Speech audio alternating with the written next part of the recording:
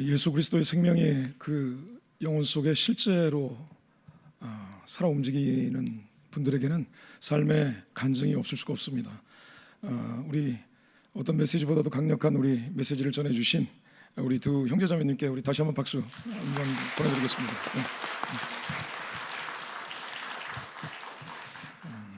그리고 오늘 아까 잠깐 우리 축복했지만 우리 호남에서 새벽 5시 차 타고 올라오신 지체들이 있습니다. 자리에서 한번 다 일어나 주시겠어요? 우리 호남의 지체들, 우리 순장님들과 훈련생들, 우리 사랑과 우리 축복의 박수 우리 보내드리겠습니다.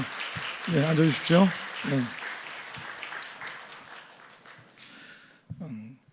코로나가 시작됐을 때 우리 줌으로 처음 했을 때 정말 열의를 가지고 하셨던 우리 호남 지체들이 사실은 지난 몇 년간 좀 이렇게 여러 가지로 좀 어려운 부분들이 있었는데 이번 금년 초에 우리 훈련원장님 연락 오셔가지고 말씀 나누고 또 자체적으로 또 이렇게 훈련원을 해보시겠다고 하셔서 자체적으로 이번에 호남 훈련원이 이제 오늘 개원 예배만 이렇게 같이 하고 이제 독자적으로 실행을 합니다. 또 우리 충청, 영남 훈련원들의 어떤 벤치마킹 또 대상이 좋은 선례가 되리라고 이렇게 생각이 됩니다. 그리고 이 자리에는 작년도에 우리 하나님께서 은혜 주셔서 우리 서울시청의 선교회와 우리 BBB가 같이 프리비티시를 2차례 상하반기에서 40명 이상의 형제 자매님들이 거기서 전도와 양육 훈련을 받았습니다. 그 중에 4분이 또 이 하반기에 참여를 하셨어요. 우리 4분 자리에서 좀 한번 일어나 주시겠습니까? 우리 임상기 형제님 해서 다 일어나 주시죠. 우리 박수, 격려의 박수 보내드리겠습니다. 자리에 앉으세요. 오늘 말씀은 마태복음 28장 18절에서 20절 말씀입니다. 한 목소리로 같이 읽도록 하겠습니다. 시작.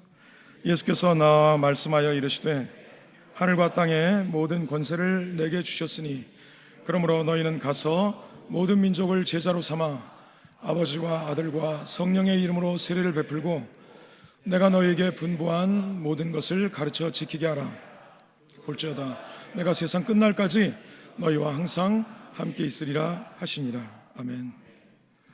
오늘날 한국 교회에 많은 사람들이 교회는 다니지만 복음을 제대로 듣지 못하고 있습니다. 그 결과 교회 생활을 하면서 듣고 보면서 체득한 크리스천 무드에만 익숙해져 있고 그 결과 복음의 생명력을 갖지 못한 종교인으로 전락한 사람들이 많습니다. 복음의 핵심은 하나님의 은혜에 의해 예수 그리스도를 통해 예수 그리스도 안에서 일어난 하나님과 인간의 관계의 변화입니다. 죄로 인해 하나님과 원수되었던 관계에서 사랑하는 자녀의 관계로 내가 내 삶의 주인으로 살던 삶에서 예수 그리스도가 내 삶의 실제 주인이 되시는 삶으로의 변화가 바로 이 복음의 핵심입니다.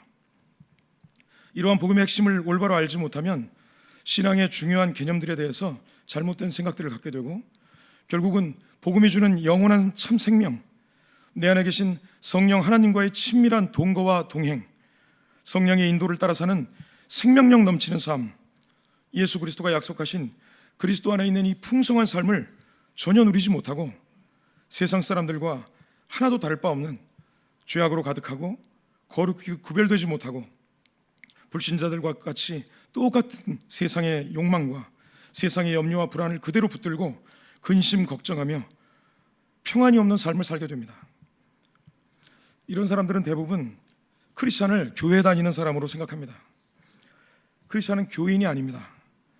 크리스찬의 올바른 정의는 예수 그리스도를 통해 하나님과의 관계가 원수에서 사랑하는 자녀의 관계로 변화되고 예수 그리스도가 내 삶의 주인이 된 사람입니다. 말만이 아니라 예수 그리스도가 내 삶의 주인인 것이 내 삶 속에서 실제가 된 사람입니다. 복음을 제대로 알지 못하는 사람들이 가장 심각하게 오해하고 있는 또 다른 하나는 바로 죄입니다. 죄는 잘못된 행위가 아닙니다. 죄의 본질은 나의 창조주이자 나의 참 주인 되신 하나님의 자리에 내가 앉아서 주인 행세를 하는 것이고 이를 통해 하나님과의 관계가 깨어진 것입니다. 아담과 하와의 선악과 사건은 단순히 먹지 말라는 열매를 따먹은 행위가 아니었습니다. 어느 것이 선이고 어느 것이 악인지를 정할 수 있는 권한이 있는 자리, 즉 하나님의 자리에서 하나님을 몰아내고 인간이 그 자리에 앉으려고 했던 창조주에 대한 배반과 찬탈의 행위입니다. 이 아담의 죄가 모든 인류를 원초적으로 물들여서 하나님 없이도 잘 살 수 있다고 믿고 내 소견에 옳은 대로 사는 이 세상의 모든 인간들을 낳게 된 것입니다. 이처럼 죄의 본질에 대해 제대로 알고 있지 못한 사람들은 구원과 영생, 천국에 대해서도 잘못된 생각들을 갖고 있습니다. 천국, 하나님의 나라는 죽어서 가는 천당이 아닙니다. 그것은 하나님과의 관계된 변화된 관계 속에서 하나님께서 내 삶의 완전한 주인이 되셔서 나의 삶을 다스리시는 하나님과의 깊은 사랑의 관계 속에서 주님의 그 에덴의 기쁨과 샬롬의 평안을 누리는 하나님의 나라입니다. 이렇게 복음을 하나님과의 관계의 변화라는 차원에서 제대로 이해하게 되면 성령 충만이라고 하는 것도 올바로 이해할 수 있습니다. 성령은 우주의 어떤 기운이나 기나 능력이 아닙니다. 성령은 우리에게 인격적으로 다가오시고 우리와 교제하시는 하나님이시고 우리 주님 되신 예수 그리스도의 영입니다. 저는 어릴 적 순복음 계통의 교회에서 자라났는데요, 과거 부흥사들 중에는 내가 이제 성령 줄 거야, 잘들 받아, 이렇게 말한 어처구니 없는 사람들도 있었습니다. 지금 생각해 보면 그분들은 성령님에 대해 그 자신도 잘 몰랐던 분이 아닌가 싶습니다. 그렇게 성령 충만 또한 뜨거운 감정으로 가득 차서 눈물을 흘리는 게 아닙니다.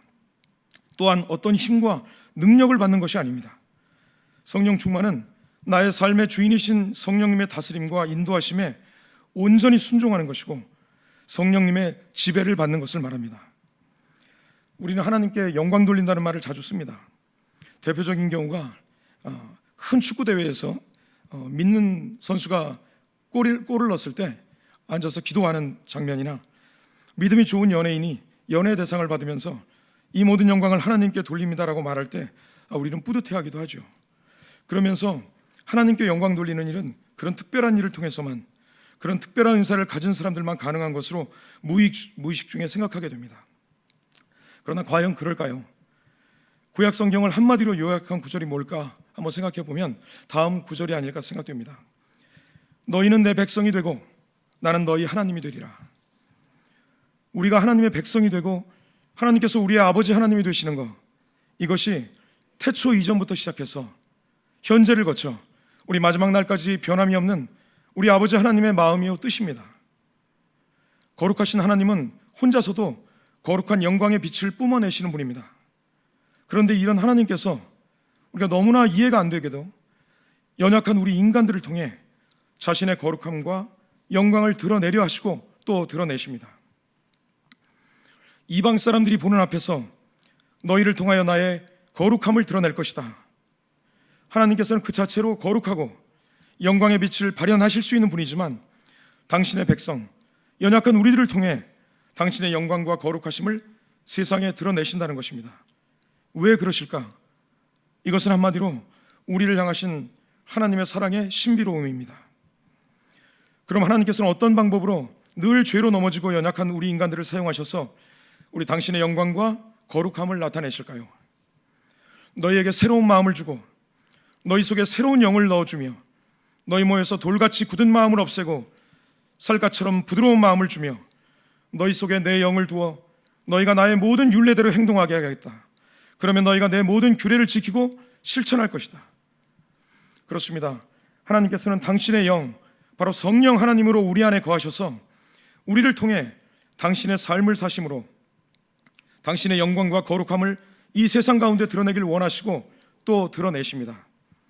이것이 우리 아버지 하나님의 마음이고 하나님의 계획이며 하나님의 방법입니다. 오늘 본문 말씀인 마태복음 28장 20절에 내가 세상 끝날까지 너희와 항상 함께 있으리라고 우리 주님께서 약속하셨는데 우리 주님께서 이 약속을 지금 어떻게 지키고 계십니까? 바로 저와 여기 계신 우리 형제 자매님들 안에 들어오셔서 함께 동거하시고 교제하시고 붙들어 주시고 보호하시고 인도하시고 삶 속에 능력 주시는 우리 성령 하나님으로 오셔서 세상 끝날까지 우리와 함께 해주시는 것입니다. 하나님의 영광과 거룩함은 세계 최고의 운동선수의 성취나 연예인의 수상소감을 통해 드러나는 것이 아니라 성령이 거하시는 심령, 예수 그리스도를 그 삶의 주인으로 모신 한 영혼의 일상의 삶을 통해 직장과 가정, 인간관계의 모든 크고 작은 사건과 상황 속에서 세상의 길이 아니라 예수의 길을 선택하는 평범한 하나님의 자녀, 그리스도의 제자를 통해 하나님의 영광이 드러난다고 하는 것입니다. 우리 현대인들의 가장 크고 근원적인 심리적 상태를 우리 한마디로 표현한다면 바로 불안이라고 할 것입니다. 이 불안은 남녀노소 빈부격차를 가리지 않고 모든 인간의 영혼 속에 내재해서 시시때때로 역사하면서 인간을 시들게 합니다. 학자들은 인간의 이 불안이 미래에 대한 불확실성, 즉 장래에 무슨 일이 생길지 어떻게 될지 모르기 때문에 생겨나는 것이라고 하지만 설령 인간이 자신의 미래에 대해 정확히 안다고 해서 인간의 불안이 없어질 수는 없습니다. 우리는 그 답을 알고 있습니다. 인간의 근본적인 불안은 바로 인간을 창조하신 창조주이시며 생명의 근원 되시는 우리 아버지 하나님과의 관계가 바로 되지 못하고 이 생명의 근원에서 끊어져 있기 때문입니다. 이 세상에서 인간의 원초적인 불안을 해소하고 참된 샬롬의 평안과 참된 에덴의 기쁨을 얻는 유일한 길은 하나님과의 관계를 원래 아버지 하나님께서 계획하신 관계로 회복하는 일입니다. 성경의 주제를 단 한마디로 표현한다면 임마누엘이 될 것입니다. 즉 하나님께서 우리와 함께 하신다는 것입니다. 이것이 곧 온 세상을 향하신 하나님의 계획이요 우리를 향한 아버지 하나님의 마음이요 뜻이며 하나님이 이루시고자 하는 최고의 목적입니다. 천국, 하나님의 나라의 본질도 바로 이 임마누엘입니다. 구약 성경에서 하나님이 그 백성 가운데 임재하고 거하시는 임마누엘은 성막 또는 성전으로 구약 시대는 상징적으로 표현되었지만 이 상징은 예수 그리스도, 우리 주님께서 이 땅에 오심으로 실체적으로 이루어졌습니다. 그리고 주님께서 우리의 죄를 대속하시고 죽으시고 부활 승천하신 후에 약속하신 성령 하나님으로 오셔서 믿는 성도의 심령 가운데 오셔서 영원히 그와 동거하시고 동행하시며 보호 인도하심으로 임마누엘은 이 세상 가운데 실제가 되었고 현실이 되었습니다. 세상 모든 사람들은 행복하기를 원하고 있지만 실제로는 행복한 사람이 없습니다. 잠시 행복한 듯한 감정을 느낄 수는 있지만 그것은 결국 근본적이고 영원한 행복이 아닙니다. 그것은 그들이 느끼는 행복의 대상이, 기쁨의 대상이 영원한 것이 아니기 때문입니다. 이 세상에 영원한 것은 세 가지입니다. 하나님과 하나님의 말씀, 그리고 인간의 영혼입니다. 이런 의미에서 참되고 영원한 행복을 가진 사람이 있다면 그것은 오직 예수 그리스도의 제자로 살아가는 사람입니다. 예수 그리스도의 제자가 왜 참 행복의 사람일까요?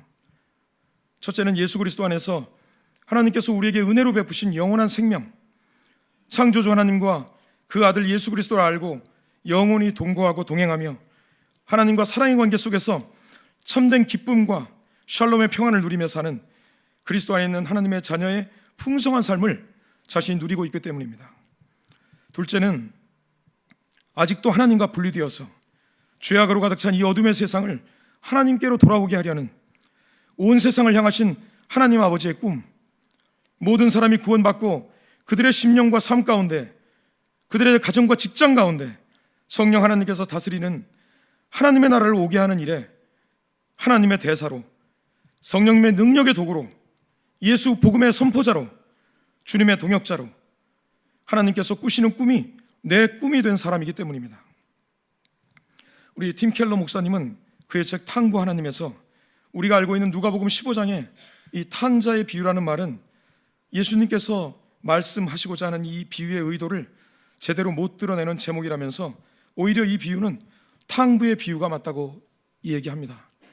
여러분, 탕자에 해당되는 이 prodigal son이라는 영어는 이 prodigal은 낭비하는, 헤프게 쓰는 이란 말입니다. 이 아들이 무엇을 헤프게 썼는지는 우리가 정확하게 알고 있습니다. 그런데 탕부는 무엇일까요? 무엇을 헤프게 쓰는 아버지일까요? 그것은 바로 사랑받을 수 없는 아들을 이해할 수 없는 사랑으로 우리 아들에게 베푼 것이라고 하는 것입니다. 그런데 우리는 이 비유를 이 아버지께서 아들에게 베푸신 사랑, 그것만으로 한정할 때가 많이 있습니다. 하지만 예수님께서 이 비유를 사용하신 궁극적인 목적은 첫째 아들에게 있습니다. 누가복음 15장 20절에 보면 아버지가 아들을 기다리다가 상고가 먼데 아버지가 그를 보고 측은히 여겨 달려가 목을 안고 입을 맞춥니다. 둘째 아들이 아버지, 내가 하늘과 아버지께 죄를 지었사오니 이제부터는 아버지 아들이라 일컬음을 감당하지 못하겠나이다. 아버지가 종들에게 이르되 제일 좋은 옷을 내어다가 입히고 손에 가락지를 끼우고 발에 신을 신겨라. 살찐 송아지를 끌어다가 잡아라. 우리가 먹고 즐기자. 이 아들은 죽었다가 다시 살아났으며 내가 잃었다가 다시 얻었노라. 이것이 아버지의 마음이었습니다. 큰아들은 어찌하였습니까? 그가 노하여 들어가고자 하지 아니하거늘 아버지가 나와서 고난데 내가 여러 해 아버지를 섬겨 명을 어김이었거늘 내게는 염소 새끼라도 주어 내 벗으로 즐기게 하신 일이 없더니 아버지의 살림을 창녀들과 함께 삼켜버린 이 아들이 돌아오매 이를 위하여 살찐 송아지를 잡으셨나이다.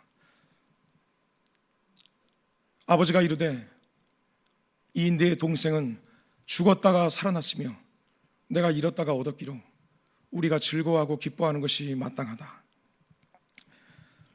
첫째 아들이 해야 될 일, 우리 아버지의 마음을 알고 같은 마음으로 동생을 대하는 일이었습니다. 누가복음 15장 1절에 보면 이 말씀을 왜 했는지가 나옵니다. 모든 세리와 죄인들이 말씀을 들으러 가까이 나오니 바리새인과 서기관들이 수군거려 이르되 이 사람이 죄인을 영접하고 음식을 같이 먹는다 하더라. 이런 분위기 속에서 주님께서 비유를 베푸셨습니다. 우리가 잘 아는 잃어버린 양의 비유와 잃은 드라크마의 비유를 한 후에 이 세 번째 비유가 바로 이 탕부의 비유입니다. 또 이르시되 어떤 사람에게 두 아들이 있는데, 예수님의 이 비유의 목적은 세리와 죄인들을 가까이 한 아버지의 마음을 가진 우리 주님을 배척하고 비난하고 정죄하면서 이 사람이 죄인을 영접하고 음식을 같이 먹는다 하고 욕했던 이 자기들이 하나님의 마음을 가장 잘 알고 하나님의 뜻을 행한다고 생각했던, 착각했던 바리새인과 서기관들에게 있었습니다. 이들이 바로 큰아들이었습니다. 큰아들은 아버지의 마음을 안다면 무엇보다 동생을 찾으러 나갔어야 할 것입니다. 집 나가서 가산을 탕진한 동생을 찾기는커녕 미워하고 저주했고, 양심도 없이 집으로 돌아온 동생을 맞이해서 잔치를 벌인 아버지를 미워하고 원망했습니다. 이 큰아들의 모습은 이 세상의 수많은 잃어버린 영혼을 위해 자기 목숨을 내놓으신 하나님 아버지의 마음을 알지도 못하고 이해할 생각도 없고 나만 평안하고 내 가족만 잘 되면 된다는 생각에 충만해서 살아가고 있는 바로 나 자신의 모습입니다. 이제 우리는 이 세상을 향한 아버지 하나님의 마음을 알았습니다. 이제 우리는 이 땅에서의 남은 시간 동안 어떠한 삶을 살아야 하겠습니까? 이 세상에서 가장 복되고 행복한 사람, 예수 그리스도의 참된 제자로 사는 그 길에 들어서신 여러분들을 축하하고 축복합니다. 이제 여러분들이 11주간 받으실 훈련과 관련해서 몇 가지 당부의 말씀을 드리려고 합니다. 많은 훈련생들이 이해하면 그럴 수밖에 없지만 토요일 날 강의 듣고 노방전도하고 수모임하는 것이 훈련이라고 생각합니다. 그러나 이것이 그렇지 않다는 것을 이해를 하시든 마시든 꼭 말씀을 드리고 싶습니다. 오히려 월요일부터 금요일까지 여러분들의 삶의 현장, 직장과 가정이, 나의 삶의 현장이 바로 훈련의 장소입니다. 우리 토요일 강의와 순모임 시간은 우리가 베이스 캠프로 쉬고 충전받고 다시 한번 결단하기 위해서 오는 시간들입니다. 우리 두 번째는 무릎 꿇는 시간, 우리 주님과의 골방에서의 시간을 반드시 가지라는 것입니다. 기도 없이는 아무것도 변하지 않습니다. 기도 없이 뭔가가 이루어졌다면 두려워하십시오. 그것은 하나님과 관계가 없는 나 자신의 의를 쌓은 것, 그 이상도 그 이하도 아닐 수 있습니다. 셋째, 순종을 배워가십시오. 지상교회에는 장로, 권사, 집사가 있을 수 있지만 우리 하나님의 교회에는 장로, 권사, 집사가 있는 것이 아닙니다. 영적 어린아이와 자기 앞가름을 하는 영적 청년, 영적 청년에서 다른 사람을 돌아보고 섬김으로 세워지는 영적 아비, 이 세 가지가 있을 뿐입니다. 주님의 훈련은 스킬이나 지식을 늘리는 것이 아닙니다. 그리스도께 순종입니다. 우리 간사님들과 순장님들을 보이는 하나님처럼 생각하시고 여러분들을 섬기시는 훈련 순장님들, 훈련 간사님들께 100% 순종하십시오. 끝으로 기억해야 할 것은 주님의 교회는 바로 주님이 세우신다는 것입니다.